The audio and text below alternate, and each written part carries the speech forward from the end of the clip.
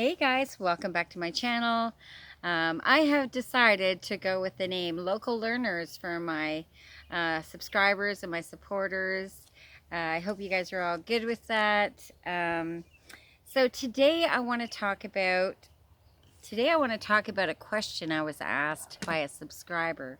Now, she's not only a subscriber, pardon me, but she's a personal friend of mine.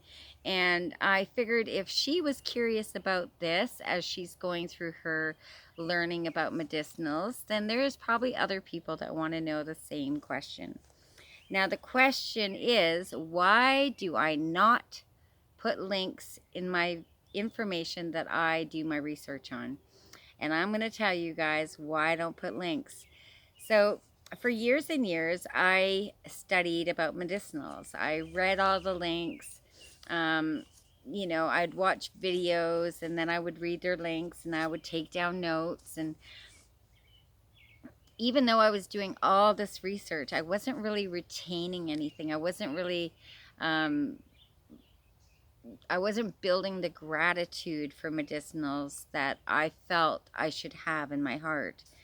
So, on that note, I started going outside. Once I started going outside and actually meeting the plants and smelling them and tasting them and getting to know them, I started to have more appreciation and gratitude and understanding for how medicinals work. Um, Now, my another reason that I don't put links in my channel description from my research is I want you guys to be inspired. I want you to be curious to go out and meet these plants and to do your own research. Now, we're all going to get different search results depending on what browser we use, depending on all sorts of different things. Like, I'm in Canada, and they're really not fond of medicinals to begin with, and they're trying to do a lot of things to quell the use of medicinals and the knowledge of medicinals. So again, I want to spark it in you guys. I want you guys to go outside. I want you to, how I treat medicinals now is when I see a new medicinal, I do a little bit of research first because I want to be able to make sure that I'm identifying the plant correctly. Once I identify the plant, then I go outside and it's just like meeting a new friend. I look at it, I look at different characteristics of it. I retain its name, I introduce myself to the plant, and all of these things are more personable. It's a more personable way to learn about medicinals, considering medicinals are for us as a human, like their benefits are beneficial to our person, our body, our brain. I really feel that learning it through text or through documentation isn't going to really, I mean, unless you're a scientist and you're into all that, you still need to get out and meet the plant. So I did take notes because I don't want to mess this up. Um, some of the reasons why you want to learn about medicinals. Well, let's say you have a headache. Now, you have two options. You can reach for the pill bottle in your bathroom, or you can go outside with knowledge and say, okay, well, this plant, I can eat a couple leaves of this, and my headache's going to go away. Um, and do it in a more medicinals are bioavailable for our bodies. When we put these synthetic medications in our body, it's a band-aid. It's covering up what's wrong. It's not taking away what's wrong. It's not going to change anything if you don't keep taking those synthetic pills, right? So that's a reason, one reason to want to be to retain the knowledge of medicinals and get into learning all about it. Now, these things were all created for us by God, and they all have their purposes. Now, one thing that I have learned is over the years of doing my research, many, many, many things have disappeared or changed. And I find that very concerning for many reasons. Um, a lot of the plants that I cherish, that I have on my property, that I went through a lot to get to go and wild harvest to get these things on my property. When you look at the information online now, it says that, oh, these are dangerous, or it needs more research, or there hasn't been any human studies. And I didn't learn through that. I learned through people. Granted, a lot of those people that were on YouTube talking about medicinals, they're gone. Different platforms don't like this type of content, so it's a tricky subject. If you don't want, like, if you don't want your channel to be affected, you have to be very mindful on what you do and don't say. Now, of course, doctors will help you. Um, Again, it's what they've been taught. They've been taught about pharmaceuticals and how they work on our bodies. And I personally was on pharmaceuticals for years before I started realizing that I didn't need them and that they weren't helping me. They were just keeping me stuck, instead of letting me grow from it and heal from it.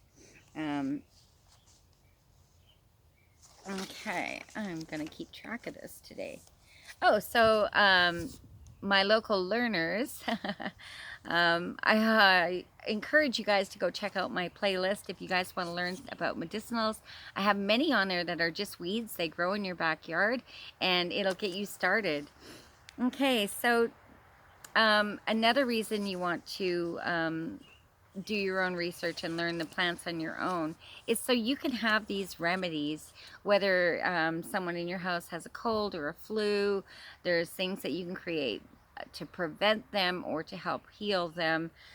Same with skin rashes like eczema or whatever.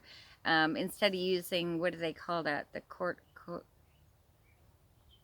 cortisone creams, they're full of steroids. They're really, really bad for our skin. And if you stop taking them, your condition is going to flare up and be worse than ever. Where if you use something like calendula and you make your own creams or salves, which are very easy to make, and I will be getting into it, I think in the winter months I'll make some creams and salves to help you guys through learning this process. Okay, going the wrong way.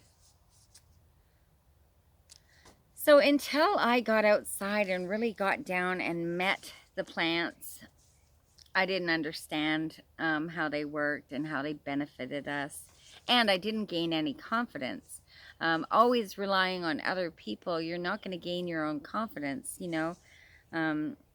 It depends what book you read, type thing.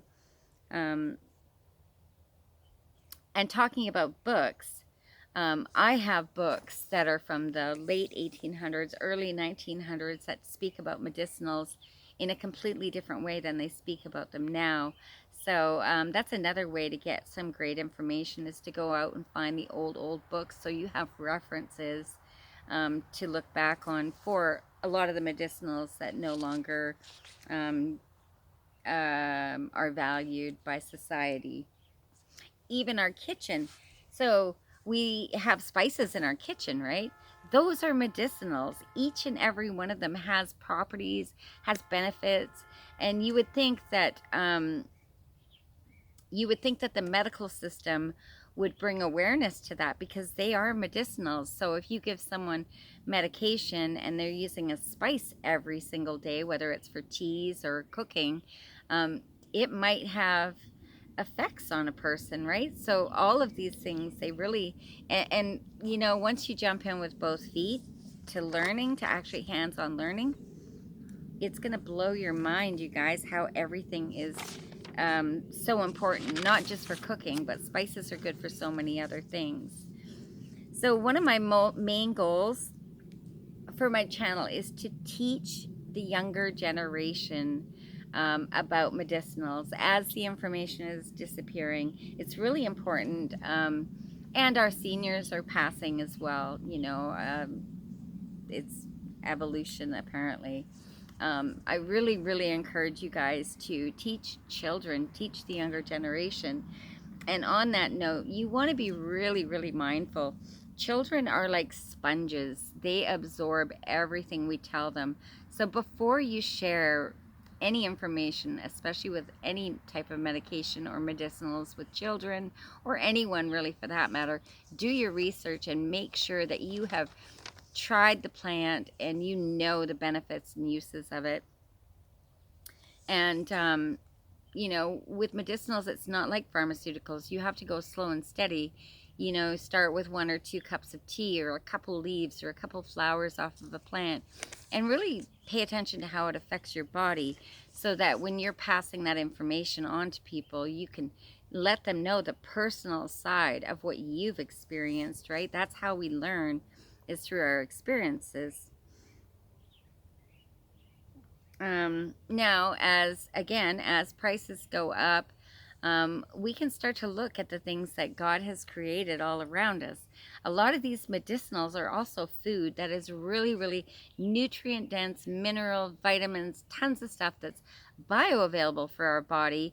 Unlike, you know, genetically modified food, you can go to a store and you can buy a bag of spinach. And even though it's been washed, you go home and you wash it anyways. But if that food is genetically modified, our bodies can't, it doesn't know what to do with it when it gets into our system. And, you know, it causes a lot of dis-ease in our bodies because it doesn't know what to do with it. We're not getting properly nourished or anything from it. So something like spinach, you could in turn learn about lamb's quarters, and you can harvest that, and that's just like spinach, except it's bioavailable for our bodies, packed full of nutrients and vitamins that are more beneficial for us. And again, if you wild harvest it, you know, when you see these things in the wild, if they're in a nice clean area where you know there's no chemicals or toxins, you can harvest a little bit of the root, take it home and have it on your property. Sorry, I have so many notes. And spending time outdoors, you guys, is so good for us. The air, the everything about it, spending time outdoors is very, very important. It benefits us. And teaching people in service. So when we teach others, we are in service. We are helping them gain knowledge of different things. Now, I think I missed a page. I don't know, you guys. But this is why I don't put links in my description. I want you guys to be curious. I want you to wonder. I want you to go out and get down on the ground and meet these wonderful plants. Introduce yourself. Be grateful for them being there. And slowly start to get them into your life, you know. And with children, you can start with dandelions, because most children know dandelions. Teach them. Did you know that if you chew on a leaf of dandelion, it'll help restore enamel on your teeth? It protects your teeth. I mean, start with these little things to intrigue them as well into wanting to learn. Now, you want to be very careful. You don't just want to meet or eat every plant that you meet in the wild. You want to make sure you identify it correctly. And again, that's where the old books come in, because a lot of the information is no longer available. So that is why, oh, and I do have another page. When it comes also to medicinals, and why I don't put links on my page, is I cannot recommend anything to anybody. My videos will get taken down. I am not a doctor. I am not a herbologist, which I really don't know what that is.